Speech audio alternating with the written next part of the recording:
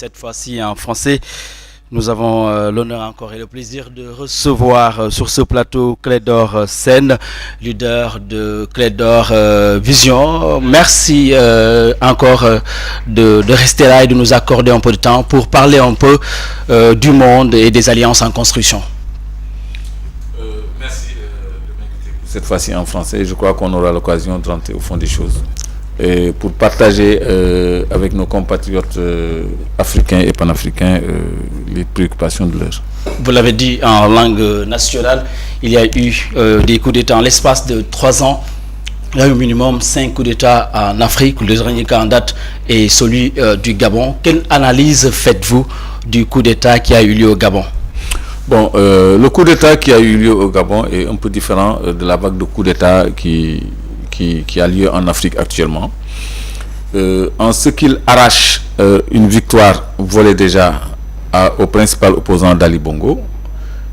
Et c'est 30 minutes après la publication des résultats que ce coup d'État a été perpétré. Donc c'est toujours le clan, c'est toujours la France-Afrique, c'est toujours des gens qui sont au service du colonisateur. Donc c'est pas un changement profond, mais juste un changement à la tête de l'État par une voie non démocratique. Donc à la différence des autres coups d'État, il n'a pas totalement l'adhésion populaire, même si beaucoup de gens parmi les populations sont contents de changer, de se débarrasser de la famille Bongo qui est là depuis au moins 55 ans quand même. Donc ça fait un changement, mais dans la continuité. C'est-à-dire c'est un vent nouveau qui souffle en Afrique, un nouveau jour qui s'apparaît en tout cas au niveau du Gabon. Non, en Afrique, oui, il y a un vent de renouveau qui souffle, beaucoup moins au Gabon, mais en Afrique de l'Ouest, au Niger, au Tchad, au Burkina, au Mali, en Guinée, et même au Sénégal, par d'autres moyens, il y a cette prise de conscience de la jeunesse panafricaniste qui aspire à la souveraineté économique et la souveraineté politique. Et ça fait que ces coups d'État-là sont venus comme une bouée de sauvetage à la rescousse des populations, dont la volonté est souvent confisquée. En Guinée, par exemple, tout le monde pensait que c'est Sédou Daleng qui était le grand favori de l'élection. Alpha Condé qui n'avait pas droit à un 3e mandat a tripatouillé la constitution, coup d'État constitutionnel pour se maintenir au pouvoir.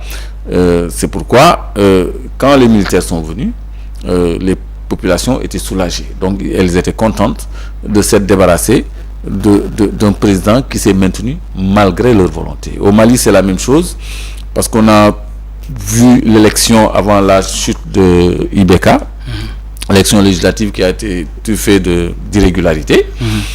Et après les soubresauts et contestations, les mobilisations populaires du M4, je crois, du M5, c'est votre télé qui me fait penser, M5, de l'imam Diko. Après, ils ont décidé d'octroyer 20 députés de plus à l'opposition pour un arrangement, ce que les gens n'ont pas accepté. Et comme la pression populaire était maintenue, les militaires sont venus à la rescousse des populations en confisquant le pouvoir à Ibeka et en le mettant de côté. Et depuis, le Mali est sur les rails. Et c'est une fierté d'entendre le discours d'Abdoulaye Diop aux Nations Unies devant les partenaires, le respect qu'il impose à la France et aux partenaires au développement, la souveraineté dont il fait montre, vraiment force l'admiration. Et je crois que c'est dans cette direction que l'Afrique doit s'orienter. Et parce que c'est vrai que ces pays ont une particularité. Les alternances ont souvent été le fruit de coups d'État, le résultat plutôt de coups d'État. Au Niger, il y en a eu plusieurs, depuis François Tombalbaye. Ouais. Au Burkina, il y en a eu plusieurs. Au Mali, il y en a eu plusieurs. En Guinée-Bissau, un peu partout en Afrique. C'est des alternances, même en Mauritanie voisin. C'est maintenant qu'il y a des élections, mais c'était tout le temps des coups d'État, un peu partout en Afrique. Donc le Sénégal a toujours été une exception et le demeure. Donc parfois, l'armée joue un rôle de régulateur politique. Qu'est-ce qui se cache derrière ces coups d'État? Ce qui se cache derrière ces coups d'État, c'est une nouvelle prise de conscience de la jeunesse panafricaine et de ses leaders qui aspirent à la souveraineté économique et politique, qui ne veulent plus être dirigés, colonisés, spoliés par des Occidentaux et principalement par la France, qui marque de sa présence armée, de par sa présence armée, irrite les populations, exploite les ressources des pays de l'Afrique de l'Ouest, impose son dictat aux présidents marionnettes qui sont à la tête de ces États, que les militaires, petit à petit, mettent à la trappe en reprenant en chose l'appareil d'État, en conformité avec la volonté des populations qui aspirent à la souveraineté. Les jeunesses africaines sont conscientes. Nous sommes à l'ère des nouvelles technologies de l'information. À vous entendre parler, c'est comme si c'est la jeunesse africaine qui encourage les militaires à prendre le pouvoir par la force. Non, c'est les militaires qui font une bonne lecture de la situation nationale et qui prennent leurs responsabilités.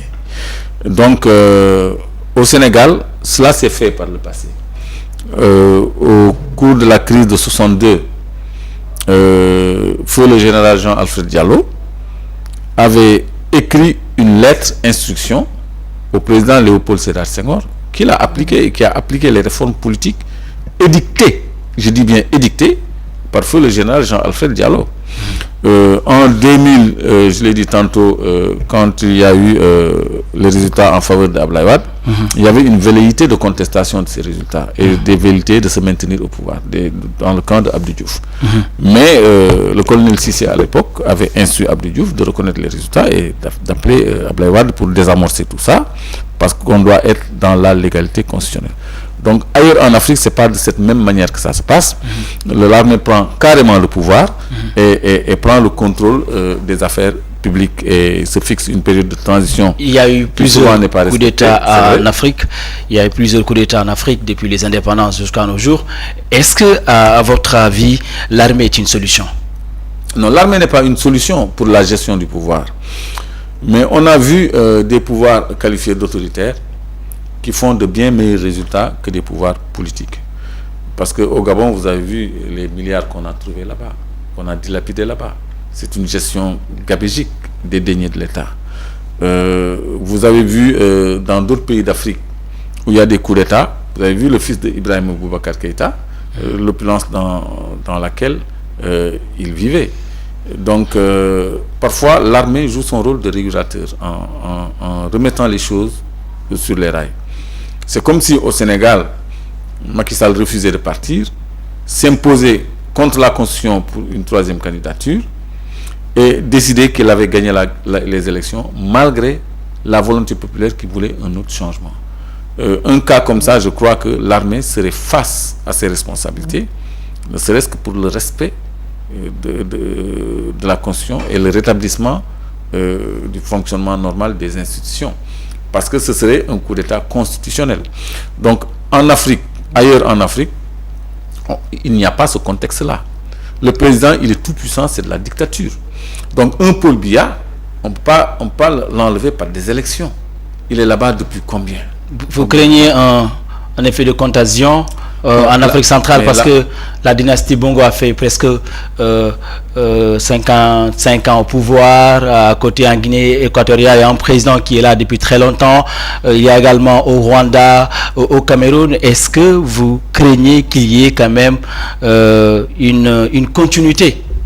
Non, la contagion est en train de se propager à travers les pays de la sous-région. N'oubliez pas la République centrafricaine, qui n'est pas en reste, qui est un État francophone aussi. Et la nouvelle offre de partenariat des Russes et des Chinois qui change la donne. Parce que dans tous ces pays où il y a confiscation du pouvoir ou coup d'État militaire, il y a de nouveaux partenariats qui se nouent au détriment de la France.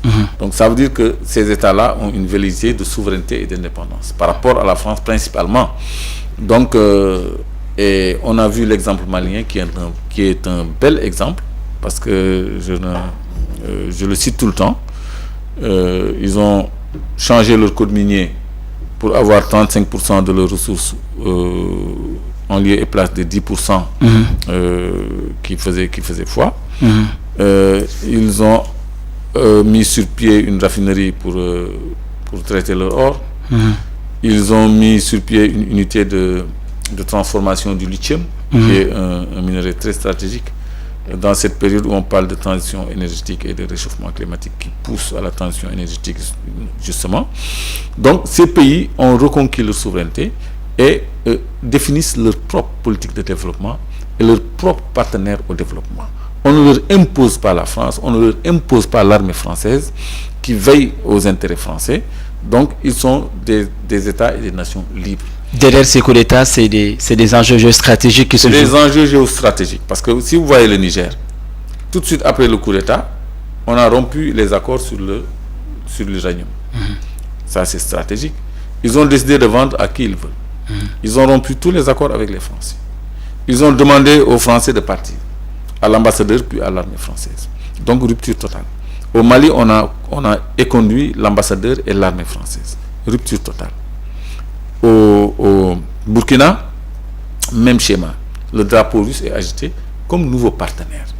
Donc ça, c'est une aubaine pour les peuples africains de se voir ainsi libérés, soit par leurs armées, soit par les urnes. Parce que le résultat, c'est ce qui compte.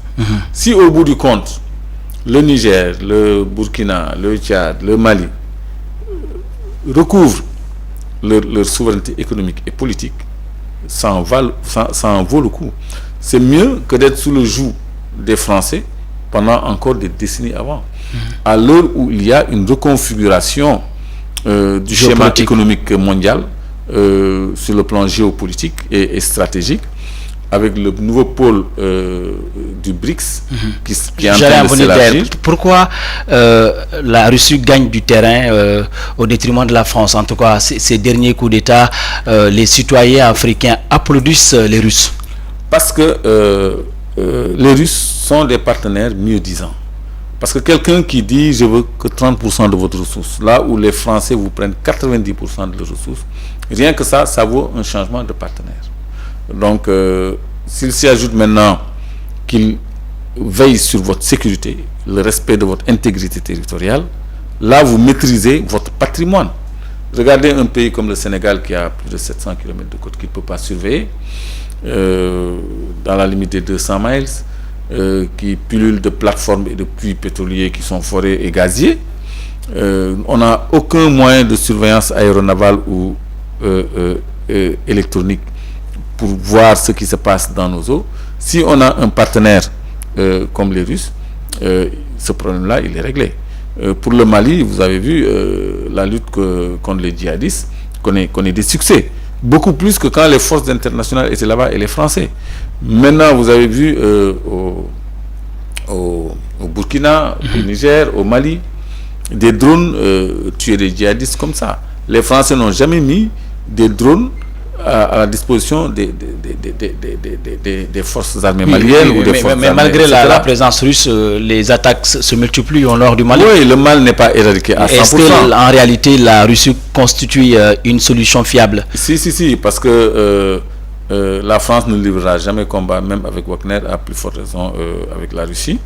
La France s'est retirée sur la pointe des pieds parce qu'il y a les Russes. Je signale qu'au Niger, un avion Antonov 225 avait atterri avant même qu'on parle de venue des soldats de la CEDEAO. Là où il y a une base de l'armée française, 1500 hommes, et une base de l'armée américaine de 5000 hommes, je crois. Donc le contrôle aérien n'a pas pu s'effectuer pour empêcher à l'Antonov d'atterrir comme tête de pont et venir à la rescousse du nouveau régime qui a pris le pouvoir. Donc c'est des gens qui sont assez bien respectés, les Russes, des Européens. Le monde entier est en guerre contre eux et ça se passe en territoire ennemi. Est-ce que c'est la guerre de l'Ukraine qui se transpose en Afrique? Parce qu'on a vu la présence de Moscou, la présence de Paris. Il y a également d'autres puissances qui s'opèrent aux côtés de la France pour casser un peu la dynamique de Moscou. Oui, pas tout à fait, mais ça impacte. Parce que Poutine est en train de tisser sa toile. Parce qu'on a voulu l'asphyxier en le sortant, par exemple, du système bancaire international, du SWIFT. qui est contrôlé par les Américains. Il a créé son propre système de codification bancaire, de transfert bancaire. Et il travaille avec les Chinois. Donc, il est en train de bousculer la France et les Européens d'Afrique. Il est allé dans la course aux ressources africaines.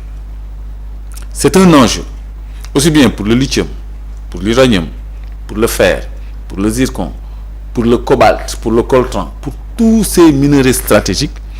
Il y a une course vers l'Afrique, sans compter le pétrole et le gaz. Donc, les Russes prennent leur place en Afrique au détriment de la France, aidés en cela par des militaires souverainistes qui mettent à la trappe les marionnettes de la France à la tête de certains pays africains. Donc, heureusement qu'au Sénégal, Macky dit qu'il va partir, qu'il va respecter la Constitution. Donc, nous, on n'a pas ce problème-là. Mais ailleurs en Afrique, c'est un peu ça le problème. Donc, la guerre en Ukraine, c'est vrai, on ne peut pas l'exclure de l'hégémonie russe en Afrique, mais il faut ajouter à cette analyse l'accompagnement de la Chine. Parce que les Russes, c'est les partenaires en matière de sécurité. Les Chinois sont les partenaires en matière économique. Donc, Chinois et Russes travaillent de concert en Afrique comme un binôme pour booster le développement de l'Afrique et lui donner une autre offre de partenariat au développement. Donc, les Chinois, ils vous développent votre économie, votre industrie. Les Russes, ils vous garantissent votre sécurité et votre intégrité. Et vous affranchissent de ceux qui vous exploitent. Au-delà de ça, on a vu la Russie qui est là, qui est en train de gagner du terrain. D'autres puissances, en tout cas, elles sont encore là. Elles sont là, présentes en Afrique. Est-ce à dire, à votre avis, 60 ans après, c'est la fin de la France-Afrique? Non, c'est résolument la fin de la France-Afrique. La France a perdu pied un peu partout en Afrique. Même au Sénégal, pendant les manifestations, on s'en prend aux enseignes françaises. Ça, c'est un signe d'aspiration à la liberté, à se libérer à tout le moins du joug français. Et c'est la fin de la France-Afrique. Parce que il ne reste que Bongo et le président congolais, là, comment il s'appelle encore? Denis Sassou Nguesso, qui est revenu, qui est un revenant. Il reste principalement ces deux-là et Alassane Ouattara. Donc c'est la fin de la France-Afrique. Parce que pour le Sénégal, c'est perdu. Pour le Mali, c'est perdu. Pour le Sénégal, je dis que c'est perdu parce qu'en 2024, on aura un autre président et je pense que ce sera Ousmane Sonko qui va asseoir la souveraineté du Sénégal. Au Mali, c'est perdu parce que, à entendre le ministre des Affaires étrangères, vous savez que c'est un pays qui se fait respecter, qui va vers la souveraineté et le développement, et même la souveraineté monétaire. Si vous examinez ce qui se passe au Burkina, au Niger, c'est la même chose. Donc, la France a intérêt à négocier avec beaucoup plus de respect avec l'Afrique de l'Ouest, les États de l'Afrique de l'Ouest, un partenariat gagnant-gagnant. Pour avoir son ticket de partenaire au développement, il lui faut être plus attractive et mieux disante. Parce que là où la Russie te prend 30%, la France ne peut plus continuer à te prendre 90%. Si elle te prend 20%, bon, l'intérêt de ton pays, c'est de coopérer avec la France. Donc, il faut qu'elle soit mieux disante que la Russie pour se faire une place. C'est à ce stade-là que se trouve la France, avec une menace sur son autonomie énergétique et sur son autonomie même budgétaire. C'est ce qui explique en tout cas ce sentiment anti-français un peu partout en Afrique. Oui, parce que ça n'est assez de la France, parce que le partenariat au développement que propose la France n'est pas équitable. Et c'est ça le principal problème de la France. La France a toujours dormi sur ses lauriers, a toujours compté sur ses présidents, parfois même mal élus, et maintenus au pouvoir pour continuer de les servir. Et ils ont pensé que ça ne finirait pas, la vache à lait. Maintenant, on doit tout ça certainement aux nouvelles technologies de l'information, parce que nous sommes aussi à l'aide du traitement automatique de l'information. Notre plateau actuellement peut être suivi un peu partout en Afrique, en France, partout dans le monde. Et la conscientisation est beaucoup plus facile. Donc les peuples sont éveillés parce que réveillés, et ils sont sur le point de reconquérir leur souveraineté. Donc la France doit faire un effort en matière de partenariat. Mieux vaut avoir moins que ce qu'on avait que de tout perdre. Donc ils doivent revoir leur politique étrangère en Afrique. Ils doivent revoir leurs termes. Vous avez parlé de partenariat et de coopération en Afrique. De souveraineté. Est-ce qu'aujourd'hui, en réalité, faut-il changer un drapeau par un autre? Souveraineté. Au regard des enjeux géoéconomiques et géopolitiques qui se dégagent et qui se dessinent un peu partout. Souveraineté, c'est le maître mot. Changer un drapeau par un autre, c'est pas très lucide, parce que c'est pas une question de drapeau ou de nation. C'est une question d'intérêt national. Parce que aucun pays ne peut se développer tout seul dans le monde. Tout pays a besoin de partenaires au développement, même la Russie. Parce que chaque pays a ce que l'autre n'a pas. Donc on est dans un monde d'échange. Il faudra impérativement des partenaires. Ça ne veut pas dire changer un drapeau pour un autre. Le drapeau qu'on change, c'est le drapeau du colon, du dominateur, de celui qui imprime un partenariat déséquilibré, qui te prend 90% de ta ressource, qui t'oblige à déposer tes réserves de change, 50% de tes devises, à la Banque de France, qui t'oblige de passer par elle pour tes exportations, qui t'oblige à accepter les APE, les accords de partenariat économique, qui sont attentatoires aux économies africaines, à leur agriculture et à leur industrie, parce que privilégiant par des facilitations douanières les produits importés de France et d'Europe, pas que de France seulement, mais de toute l'Europe, et ça met à genoux toute une économie. Et quand mais les Russes n'ont pas ces préoccupations-là de faire tomber nos barrières douanières, ça ne les intéresse pas, nos barrières douanières. Ça ne les intéresse pas d'accaparer l'économie. Qu'est-ce qui les intéresse en Afrique? Les ressources. Parce que c'est un pays industriel. Les Russes ont besoin d'uranium comme les Français. Les Russes ont besoin d'or pour garantir le rouble. Les Chinois ont besoin d'or pour garantir le RMB, qui est dans l'escarcelle de la Banque mondiale, qui est considéré comme devise maintenant et qui est adossé à l'or. Les Russes ont besoin de garder leur monopole sur le gaz européen. Ils doivent avoir de l'intérêt pour le gaz du Sénégal, pour que le monopole sur le gaz européen ne soit pas brisé. C'est un enjeu géopolitique aussi et géostratégique.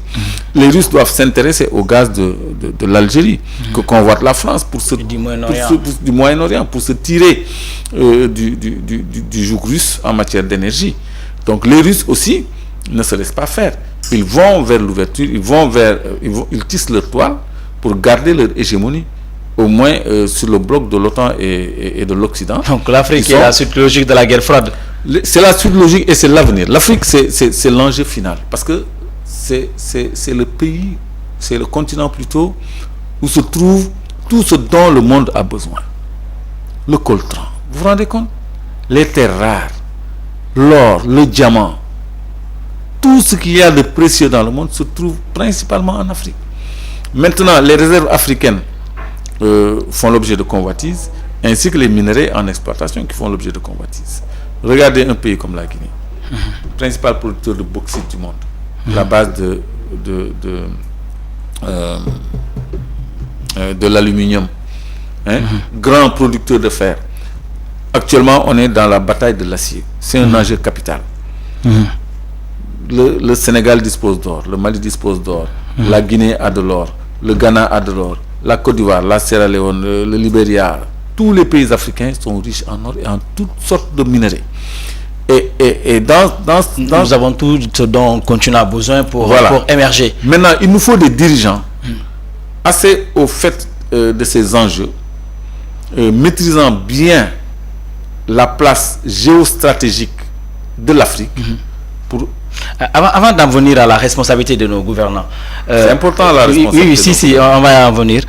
Nous avons la quasi-totalité des ressources naturelles en Afrique. Vous l'avez dit vous-même. Pourquoi, jusqu'à présent, l'Afrique peine à s'émerger, l'Afrique peine à se développer, l'Afrique peine à sortir du lot? Parce que nous avons eu des dirigeants qui travaillent pour les Occidentaux. Nous avons eu des dirigeants jusque-là qui travaillaient pour la France. Mais je vous donne des exemples. L'Angola, un pays qui a été colonisé par le Portugal. L'Angola exploite elle-même ses gisements de pétrole. Elle a investi sur 2 unités d'exploitation, de stockage et de distribution de pétrole. L'Angola actuellement a créé une holding qui achète des actifs en Portugal. Les Portugais se plaignent que les hommes d'affaires angolais sont en train de leur prendre toutes leurs affaires. Les Angolais sont en train de réaliser des investissements lourds au Portugal, qui naguère a été le pays colonisateur. Parce qu'ils ont mis sur place une politique de développement souverainiste. Il y a une société qui s'appelle Sonangol, qui est à l'Angola, ce que Petrosen est au Sénégal, qui s'occupe de la distribution de tout ce qui est hydrocarbures dans l'ensemble du territoire. Il a le monopole de la distribution.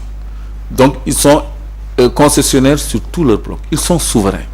Et Luanda est une ville en plein essor, en plein développement. Les gens ont les yeux rivés sur Kigali au Rwanda, mais ce qui se passe en Angola mérite d'être lu et retenu comme leçon.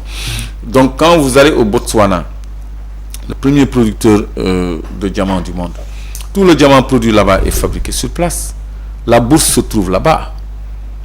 Et le pays est en plein essor, en plein développement. L'île Maurice est un bon exemple. C'est un pays africain, on a tendance à l'oublier. Donc, quand serait-il si le cours du cacao était fixé en Côte d'Ivoire ou au Ghana, alors que le Côte d'Ivoire, le Ghana, le Cameroun, le Bénin, le Togo, eux tous produisent du cacao. Quel est le problème, Le problème, c'est le leader, c'est le leadership. Nous n'avons pas encore si on a des leaders souverains, comme ça commence à être le cas, je crois qu'on aura une véritable politique comme panafricaine. Paul Kagame. Pas comme à Paul limite, Kagame. Oui. Pas comme Paul Kagame. Comme qui? Comme Assimi Koïta. Je respecte beaucoup quelqu'un comme Abdoulaye Diop. Au Niger, j'attends de voir dans quelle direction ils iront. Mais si on a des panafricains à la tête des États, ils vont construire des ensembles beaucoup plus viables économiquement que la CEDEAO, l'UEMOA, qui sont adossés à la France, qui attendent des instructions de la France, qui sont financés par la France et les Occidentaux pour fonctionner.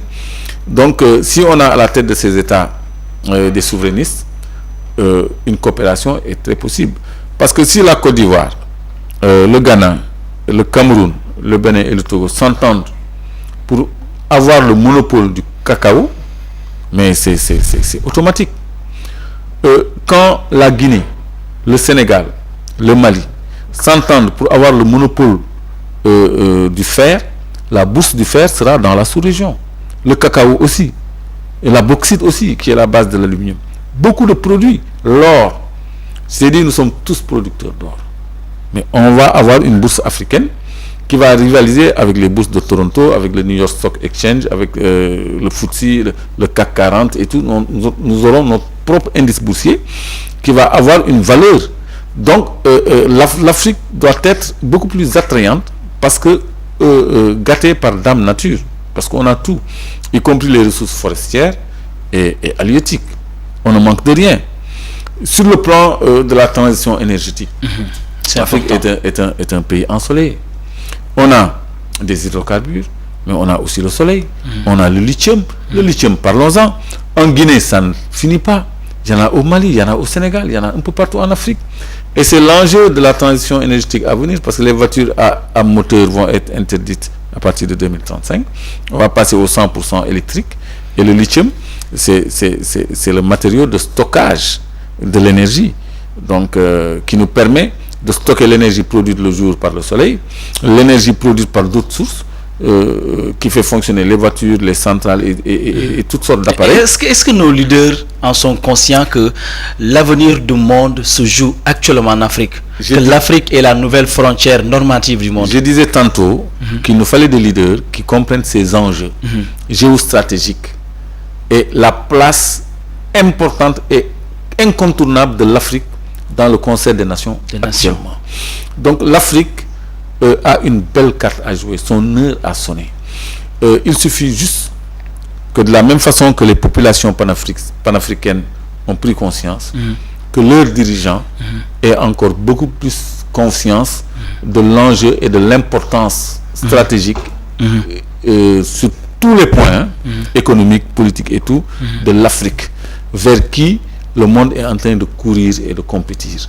Donc nous devons être très exigeants pour tirer notre épingle du jeu face à cette nouvelle redistribution des cartes sur l'échiquier mondial, avec le nouveau bloc des BRICS, comme je disais tantôt, qui est en train d'être une alternative au FMI et à la Banque mondiale. C'est un groupe qui est là, qui est en train de redéfinir même la carte mondiale, la carte économique.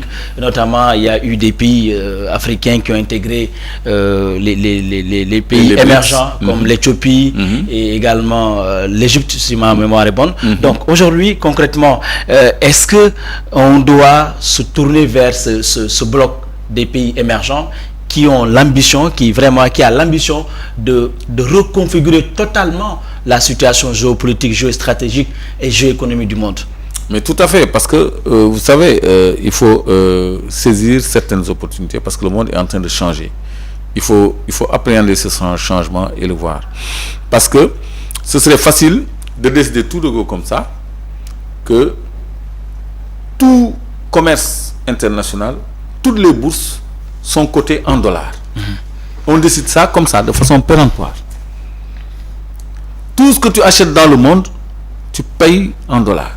Même les Russes, ils payent en dollars. Les Chinois, ils payent en dollars. Ils ont leur RMB. Ça, c'est un dictat monétaire. Alors que le dollar ne repose sur rien du tout. N'est pas adossé à de l'or, par exemple. Ils ont des détestes, ils ont le planche à billets, ils font ce qu'ils veulent.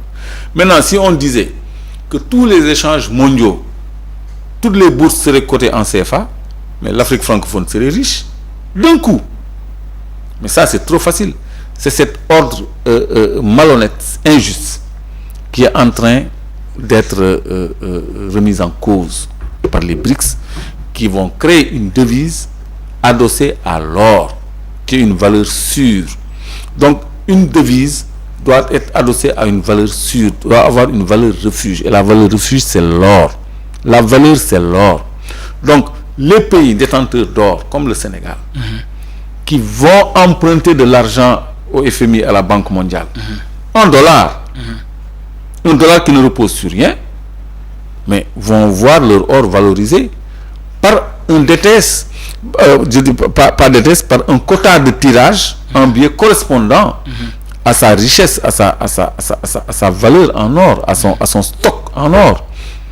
Le Mali serait un pays riche, parce que le Mali a beaucoup d'or. La Guinée, la pauvre Guinée, mais serait un pays riche parce qu'il y a énormément d'or en Guinée.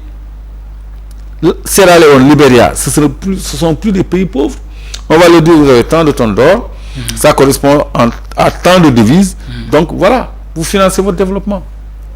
Mais le dollar, mais on va vers la dédollarisation. En mettant en place, en tout cas, ce projet gigantesque du globe mondial, est-ce que cela signifie, à votre avis, en tout cas, la fin de la Banque mondiale et du Fonds monétaire international, en tout cas, le déclin des institutions de Bretton Woods? Oui, ils sont arrivés à leur péremption parce que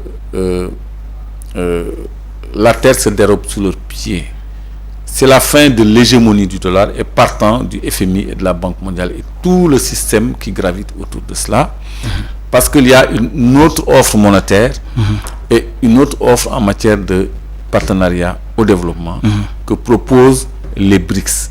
Parce que je disais tantôt que le RMB, la monnaie chinoise, est admise comme devise. Parce que dans l'escarcelle de la Banque mondiale déjà. Et cette devise, elle est adossée à l'or. Donc, à l'or, je veux dire. Donc, un pays comme l'Iran, comme la Russie qui vend son pétrole, on lui dit, bon, on te sort du SWIFT bancaire, le système bancaire occidental. Il dit, ok, n'a-t-il pas intérêt à vendre en RMB, en devise chinoise? L'Iran, qui n'est pas ami des Américains, n'a-t-il pas intérêt à vendre en RMB son pétrole? C'est 4 millions de barils par jour de production, l'Iran. L'Arabie Saoudite a décidé, je ne sais pas si vous avez cette information, de ne plus vendre son pétrole en dollars. Maintenant, ils vendent le pétrole en RMB, devise chinoise qui est une devise comme le dollar, comme l'euro, qui est admise comme devise. C'est une devise. Parce que MBS de l'Arabie Saoudite a décidé de régler son compte par rapport à l'affaire Khashoggi. On l'a traîné dans la boue. Ouais. Maintenant, ils tiennent leur revanche. Mohamed Ben Salman, MBS. Donc, eux, ils ont choisi le RMB. L'Iran a choisi le RMB. Le Venezuela, qui s'est vu confisquer ses réserves financières aux États-Unis. Pensez qu'il va vendre son pétrole en dollars, c'est 2 millions de barils de production par jour. Le Venezuela. Ils vont vendre en RMB. Donc il y a une nouvelle offre. Maintenant, quand l'Espagne s'ajoute à tout ça, et des pays producteurs, des pays gaziers, des pays riches en minerais, mais ça devient le vrai bloc. Et il ne faut pas rater le cours de l'histoire, le train de l'histoire. L'Afrique doit trouver sa place dans cette nouvelle ordre économique, dans cette nouvelle offre économique, parce que détentrice de ressources à faire prévaloir, et l'Afrique doit trouver donc, je disais, toute sa place dans cette nouvelle il va falloir que l'Afrique aussi intègre certaines institutions comme le Conseil de sécurité. Pourquoi l'Union africaine, l'Afrique peine à parler d'une seule voix? Vous savez, le Conseil de sécurité, les Nations Unies, la Banque mondiale, l'OMS, c'est ça qui est remis en cause. Donc nous, notre intérêt, l'intérêt des panafricanistes, ce n'est plus l'ONU. Les souverainistes ont peu de respect pour les organisations onusiennes, le FMI, qui sont cependant la Banque mondiale, la Fed et tout ça. Donc on va vers autre chose. Donc on va leur laisser avec leur machin, comme disait De Gaulle, qui est l'ONU, pour construire un autre bloc avec des partenariats beaucoup plus équitables et des offres beaucoup plus attrayantes. Et dans la sécurité, parce que la Chine est une puissance, la France n'en est pas une. La Russie est une puissance, la France n'en est pas une. L'Iran devient une puissance parce que aide même militairement la Russie. L'Iran est en train de se développer. L'Inde est une puissance. Donc, tous ces blocs-là, le Brésil est sur la rampe, l'Afrique du Sud est sur la rampe, les pays du Dragon, les pays asiatiques sont sur la rampe. Donc, c'est un bloc qui va s'élargir et qui va prendre force. Parce que qui contrôle les ressources contrôle le monde. Qui contrôle l'énergie contrôle le monde. Et ça c'est du côté. C'est pas pour rien qu'ils ont tenu le sommet en Afrique. Si les institutions internationales ne vous intéressent pas, vous en tant que panafricain, qu'en est-il de l'État fédéral africain qui a été théorisé par les pères fondateurs? Bon, l'État fédéral africain. Et qu'est-ce qui bloque d'ailleurs, à votre avis? Non, l'État fédéral africain est un processus qui doit commencer par le changement à la tête des régimes de personnes qui portent ce projet panafricain. On ne peut pas dire d'un Macky Sall ou d'un Ouattara ou d'un Paul Biya que c'est des panafricanistes. C'est le précaré français. Maintenant, s'il y a à la tête de tous ces pays des panafricanistes, le projet connaîtrait un développement, en commençant peut-être par les cercles concentriques que prenait Senghor, c'est-à-dire des grands ensembles qui plus tard vont être un même ensemble. Parce qu'il y a des gens, des peuples qui ont des compatibilités territoriales, qui peuvent mettre ensemble leurs économies, leurs réalités sociales. Qui sont divisés en micro-États. Vous allez en Mauritanie, il y a des Alpulaar, il y a des etc. Vous allez en Guinée-Bissau, il y a des Alpulaar, il y a des Mandjak, il y a des Mendi, il y a toutes sortes d'ethnies. On a les mêmes ethnies à peu près. Donc on peut être des ensembles avec les Maliens et tout ça. Donc, ceux qui sont au centre, ceux qui sont au nord, les Maghrébins, etc. Et c'est comme ça qu'on arrivera à une Union africaine. Qu'est-ce qui fragilise l'Union africaine qui est censée quand même réguler un certain nombre de problèmes? Est-ce que c'est des problèmes internes, intra-africains? Non, c'est des problèmes externes. Le meilleur exemple, c'est l'exemple de la Libye et de Muammar Kadhafi, qui voulait une monnaie commune africaine et qui a été froidement assassiné, son pays démantelé. Parce que la France est intervenue. La France, les Libyens ne parlent même pas français. Mais l'Afrique a aussi laissé faire. Non, l'Afrique n'est pas puissante militairement. L'Afrique n'est pas forte militairement. l'Afrique est dominée militairement, est dominée économiquement, est dominée monétairement, est dominée politiquement. Parce que vous parlez de l'ONU. C'est là-bas où se prennent les résolutions. L'Afrique n'a pas sa place là-bas, au Conseil de sécurité par exemple, vous le déploriez tantôt. Donc l'Afrique n'est pas assez outillée pour tenir la dragée haute à des avions de chasse français ou américains qui veulent pilonner Kadhafi. Donc on n'en est pas encore là. Donc on n'a pas laissé faire, mais on n'a pas pu empêcher cela de se produire. Donc je disais tantôt que le fait de freiner Kadhafi dans cette velléité de panafricanisme, de frapper une monnaie commune, de trouver des satellites africains pour maîtriser les communications des Africains, de créer Africa, une compagnie aérienne internationale qui desservirait toute l'Afrique, c'est des jalons qu'il avait posés. Et il ne fallait pas qu'il donne le bon exemple, on l'a liquidé. Maintenant, on a les moyens d'avoir des protecteurs comme les Russes, comme les Chinois, comme les Iraniens, et qui viendront protéger, à votre avis. Voilà, qui viendront empêcher à ce qu'on déstabilise nos Vous avez parlé tantôt, Clédor Sène, des grands ensembles. La CEDEAO semble être fragilisée aujourd'hui par, en tout cas, ces multiples querelles et mésententes autour de certaines décisions prises. C'est notamment le cas des coups d'État qui ont été enregistrés dernièrement au Sénégal. D'abord, quelle a été votre appréciation lorsque vous aviez appris que la CEDEAO allait intervenir au Niger? Non, c'est malheureux parce que la CEDEAO sort de ses prérogatives. Parce que quand même des coups d'État en Afrique, il y en a eu. Pourquoi au Niger et pas ailleurs? Donc, et surtout, ce qui est gênant, c'est que la France a donné des injonctions à la CEDEAO. Avant que la CEDEAO ne se résolve à prendre cette décision. Donc, c'est pas en toute souveraineté que la CEDEAO a décidé de s'attaquer au Niger, mais avec l'injonction de la France. On se rappelle de Françoise Parly, alors ministre de la Défense française, qui avait enjoint la CEDEAO de sanctionner le Mali. Elle n'est plus aux commandes, mais c'est toujours la preuve d'une influence française sur nos institutions sous-régionales. La France avait aussi instruit l'UEMOA de bloquer les avoirs maliens. Donc les Nigériens, la CEDEAO, pour dire court, n'a aucune prérogative à attaquer un pays tiers sous réserve que c'est un coup d'État. Parce qu'on a laissé faire au Burkina, on a laissé faire ailleurs. Ils ont essayé au Mali, ça n'a pas marché. Je crois que à cause de la France, on ne doit pas remettre en cause la fraternité africaine.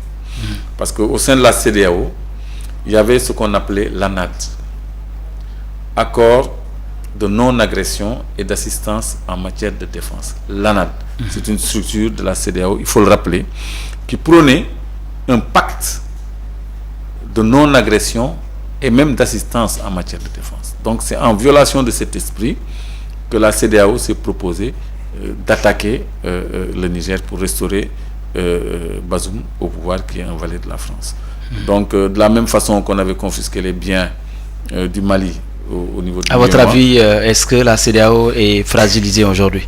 La CEDEAO est fragilisée. La CEDEAO est discréditée par les peuples africains. La CEDEAO n'a plus de légitimité à légiférer pour les Africains. Elle a montré ses limites. Parce que quand on nous apprenait à l'école déjà ces histoires d'intégration africaine avec la CEDEAO, le premier principe qui venait, c'était la libre circulation des personnes et des biens. Tous les élèves ont appris ça. Tout le monde a appris que la CEDEAO, c'est une question d'intégration, de libre circulation des personnes et des biens. Comment le Sénégal et d'autres pays de la CEDEAO peuvent se lever un beau matin pour dire qu'il n'y aura plus d'approvisionnement vers le Mali? On va arrêter les camions, on va arrêter le train, on va arrêter le bateau, alors que c'est un pays qui paye des droits, qui paye un service, et tu refuses de lui rendre ce service, en violation des textes de la CEDEAO que tu prétends défendre, en confisquant ses avoirs bancaires au sein de l'UEMOA, alors qu'aucune disposition de loi ne vous le permet. Donc ça, c'est ramé à compte courant et c'est ça qui a ôté tout discrédit à la CEDEAO. Qu'est-ce qu'elle doit faire aujourd'hui pour retrouver ce crédit? La CEDEAO n'a pas d'avenir parce que les États de l'Afrique de l'Ouest sont en train de connaître des mutations de gens. Parce que quelqu'un comme Assimi Goïta, qu'est-ce qu'il a à faire de la CEDEAO? Quelqu'un comme le président du Burkina, qu'est-ce qu'ils ont à faire de la CEDEAO? Tous ces pays qui ont recouvré leur souveraineté. Ils n'ont rien à faire avec la CEDEAO. Donc la CEDEAO est vouée à son déclin, comme le bloc de l'Ouest, la FMI, la Banque mondiale, l'ONU, tout ça. Toutes ces organisations-là courent vers le déclin. Donc il y a un renouveau qui souffle et nous, on doit se positionner, on doit avoir l'intelligence économique. Comment se positionner? On doit avoir l'intelligence économique et stratégique pour nous positionner, en mettant à la tête de nos États des leaders qui comprennent ces enjeux et qui jouent à fond la carte de leur richesse pour se positionner sur le nouvel échiquier mondial, sur le nouvel ordre mondial qui se profile. Clédor, vous êtes au-delà des questions politiques et internationales, vous analysez également des questions économiques. L'Afrique avait mis en place, en tout cas je trouve que c'est un bon projet, la ZLECAf, la zone de libre-échange continentale, qui allait permettre à l'Afrique quand même de décoller et d'augmenter les échanges. Malheureusement, l'Afrique peine quand même au niveau de la mondialisation à s'imposer. À votre avis, quelle appréciation faites-vous d'abord de la ZLECAf? La ZLECAf est une bonne initiative dans l'esprit de favoriser les échanges entre les pays africains.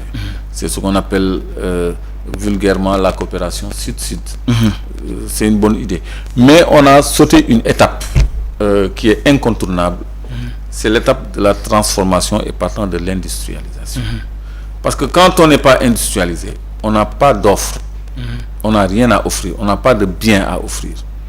Rien n'est manufacturé en Afrique. Je citais l'exemple du cacao. Vous mangerez rarement un chocolat produit en Afrique. Le Togo et le Ghana en produisent, la Côte d'Ivoire aussi, mais c'est marginal. Vous ne conduirez jamais une voiture fabriquée en Afrique. Tout ce qui nous entoure est importé. Donc il faut qu'on se lance vers la transformation à l'instar des pays du Maghreb. Vous allez au Maroc, en Tunisie, en Algérie, ils construisent leur propre électroménager. Oppo, je ne fais pas de publicité, c'est un téléphone de marque marocaine. Ils fabriquent leurs machines à laver, plutôt, leurs cuisinières, leurs frigidaires, tout ce dont ils ont besoin. Il y a un début d'industrialisation là-bas. Ils transforment leurs produits. Mais ailleurs en Afrique, on vend nos produits à l'état brut. Donc si on veut commercer entre nous, qu'est-ce qu'on a à offrir? Les minerais, les matières à transformer, on les donne aux Occidentaux. Mais nous, qu'est-ce qu'on va faire? On va exporter des mangues du Mali, des produits vivriers. C'est ça l'échange? Des produits artisanaux? Non. Il faut que l'Afrique aille vers l'industrialisation pour augmenter son volume d'offres capable d'échanger avec les voisins africains. Parce que nous sommes des pays, l'Algérie par exemple, importer du polypropylène. C'est un matériau composite issu de la transformation du pétrole qui sert à fabriquer les plastiques, les caoutchoucs, tout ce qui est synthétique. Cette matière-là est un intrant de base à la création de toutes sortes de produits manufacturés. Donc, on doit aller donc vers la transformation, comme le Mali a fait avec le lithium, en essayant de transformer leur propre lithium en produit fini. Et ça seulement, quand on gagnera cette bataille, je crois que les échanges se feront d'eux-mêmes. Et quand les volumes ne sont pas importants... Qu'est-ce qui a bloqué le projet à l'instant? Non, à votre avis, est-ce que c'est des divergences entre États? Parce que deux camps pensent que leur secteur privé n'est pas performant pour faire face à d'autres pays qui sont en avance. C'est vrai qu'il y a un déséquilibre. Ouais. Les pays moins comme industrialisés... le secteur privé du Maroc. Oui, les pays moins industrialisés sont lésés parce qu'ils n'ont pas d'offres. C'est pour ça que je parlais d'industrialisation. Ouais. Regardez un pays comme le Niger qui dépend énergétiquement du Nigeria, qui lui dit écoute, je te coupe le courant. Ça ne se comprend pas. Ouais. Alors qu'on prône le libre-échange. Donc cette CEDEAO-là aussi, c'est un problème. C'est pour dire, excuse-moi de cette digression, que les pays non industrialisés n'ont rien à offrir dans une zone de libre-échange économique. Donc c'est pour ça que je dis on a brûlé une étape, c'est l'étape de l'industrialisation. Les pays du Maghreb, ils sont allés vers l'industrialisation. Si vous regardez ici au Sénégal, par exemple, tout ce qu'il y a comme embryon d'unité industrielle est créé par nos compatriotes d'origine libano-syrienne, hein, qui se lancent eux dans l'industrie. Donc les Baol et les Moudou aussi doivent s'inscrire dans ce sillage pour savoir que la valeur ajoutée, c'est pas seulement le petit commerce ou bien l'immobilier, etc., mais l'industrialisation, la transformation. On termine cette deuxième partie de l'émission avec la présidentielle du Sénégal. Quels sont les enjeux qui se dessinent, en tout cas, après cette présidentielle de 2024? Bon, les enjeux au Sénégal, c'est les mêmes enjeux que partout ailleurs en Afrique de l'Ouest. C'est la restauration de la souveraineté politique et économique du Sénégal, parce qu'on a une aspiration à une rupture totale par rapport aux gouvernances. Les enjeux avant, oui.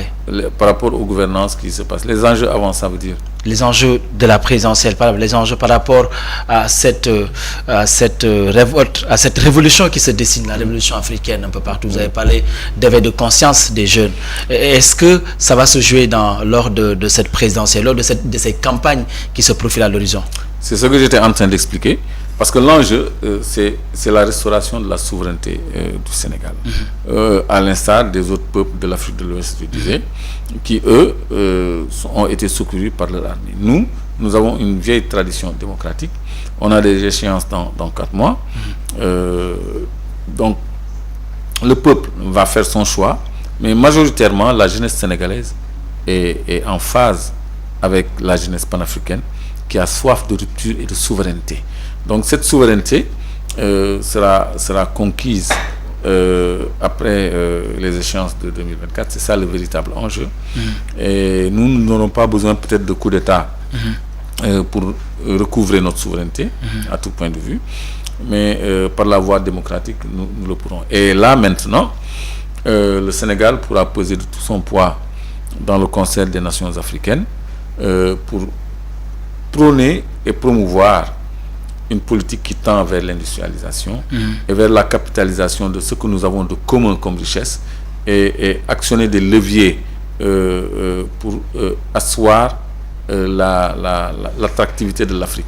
Je donnais tantôt l'exemple du fer qui existe en Mauritanie, au Sénégal et en Guinée. Par le projet de la route de l'acier qu'avaient décliné Boubacar Camara et Atepa. Je crois que ce projet-là, il faut le revisiter et le reproposer aux Sénégalais. C'est très pertinent, je l'épouse totalement.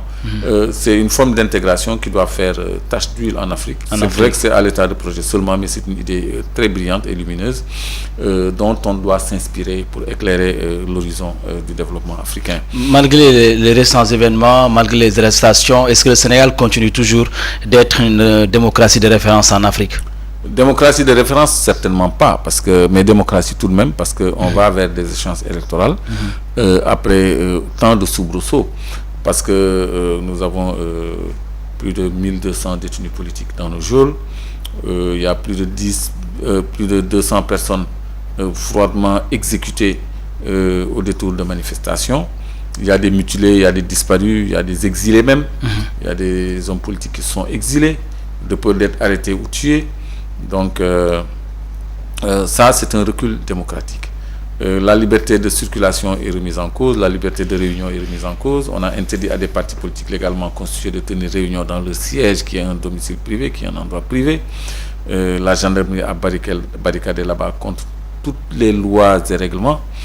Et ça, c'est un recul démocratique. On a empêché à un leader politique comme Mimi Touré de se rendre en Casamance. Ça, c'est une atteinte grave aux libertés individuelles. De ce point de vue-là, c'est un recul démocratique. Mais la lumière vient du fait que, de par la pression populaire, interne et externe, que le président Macky Sall se résolvent à respecter la Constitution en ne se présentant pas pour un troisième mandat. Ça, c'est déjà un gage de stabilité et la poursuite de notre parcours démocratique.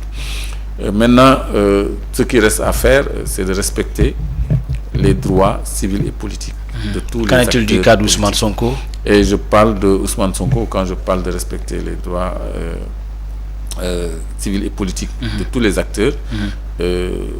Ousmane Sonko est au premier chef, mais après lui, il y a aussi un leader politique, un chef de parti politique, Cheikh Oumar Diagne, qui est également candidat à la présidentielle, qui, après le lendemain de sa déclaration de candidature, a été emprisonné injustement, qui, après une conférence de presse où il a émis une opinion que nous tous avions émise, a été aussi à son tour injustement arrêté. Donc, Ousmane Sonko est un facteur de stabilité au Sénégal. Sa candidature est un espoir pour les populations, surtout dans leur frange la plus jeune. Et cette volonté populaire-là doit être respectée. Parce que quand on empêche, quand le peuple ne peut s'exprimer par voie de droit, s'exprimer par d'autres voies sera de droit. Et ce serait dommage pour la démocratie sénégalaise. Merci, Clédor. Votre dernier mot. Bon, mon dernier mot, c'est que je suis plein d'espoir pour l'Afrique qui enfin retrouve sa place à la faveur de cette nouvelle redistribution des cartes, à l'émergence des BRICS, à ce vent de souveraineté qui souffre en Afrique. Je crois que l'Afrique se fera plus respecter et va enfin connaître le décollage tant attendu depuis les indépendances. Merci à vous aussi, amis téléspectateurs de M4 TV, africains d'ici de la diaspora. Merci et bonsoir. On se retrouve en tout cas dans les prochains jours pour notre numéro où nous aurons l'exclusivité de recevoir des leaders politiques, des leaders d'opinion pour parler du Sénégal et de l'avenir de l'Afrique dans ce concert des nations. Merci et bonsoir.